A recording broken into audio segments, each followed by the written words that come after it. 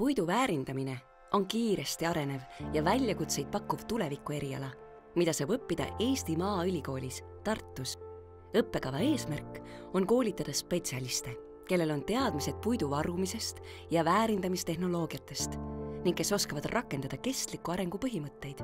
Lõpetajad on valmis panustama valdkonna kujundamisse nii Eestis kui ka rahvusvaheliselt, töötades ekspertide ja juhtidena nii avalikus kui ka erasektoris. Puidu varumise õppemoodulis omandavad üliõpilased puiduvaru hindamise ja selle kasutamise planeerimise oskused.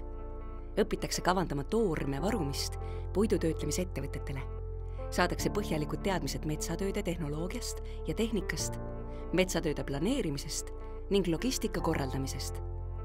Õpe hõlmab ka puidu varumise ning puittoodete tootmise standardeid ja sertifitseerimise põhimõtteid ning annab ülevaate puittoodete kaubandusest.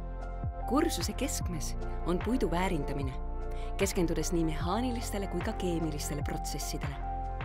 Mehaanilise väärindamise puhul tutvutakse puidutöötlemise tootmistehnoloogiatega ning puidu kuivatamise protsessiga, sealhulgas kuivatuskvaliteedi ja energiakulu planeerimisega. Õpitakse tundma puitmaterjalide ja mööbli viimistlemistehnoloogiaid ning omandatakse oskused puitkonstruktsioonide tugevuse, jäikuse ja stabiilsuse arvutamiseks ja puitehitiste projekteerimiseks. Ringbiomajanduse kontekstis on puit üks olulisemaid ehitusmaterjale, kuna see võimaldab siduda süsinikku pikaajaliselt. Puitu keemiliselt ja bioloogiliselt lagundades on võimalik jõuda keemiatööstuse jaoks vajalike algmaterjalideni.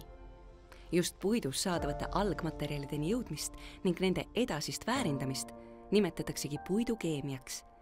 Üliõpilased saavad põhjalikud teadmised puidu keemilisest struktuurist ja selle rakendusvõimalustest.